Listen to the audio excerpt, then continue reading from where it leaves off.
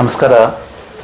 ಜಿಲ್ಲಾ ಆಡಳಿತ ಮತ್ತು ಚೇಂಬರ್ ಆಫ್ ಕಾಮರ್ಸು ಮತ್ತು ವಿಜಯನಗರ ಕಾಲೇಜು ಅದರ ಜೊತೆಗೆ ರೈಟ್ ವೇ ಸೊಲ್ಯೂಷನ್ಸ್ ಹೊಸಪೇಟೆ ಅವರು ಹಮ್ಮಿಕೊಂಡಿರೋ ಉದ್ಯೋಗ ಮೇಳ 21/2/2026ನೇ ದಿನಾಂಕದಲ್ಲಿ ನಡೀತಾ ಇದೆ. ತಾವೆಲ್ಲ ಬಂದು ಭಾಗವಹಿಸಬೇಕು.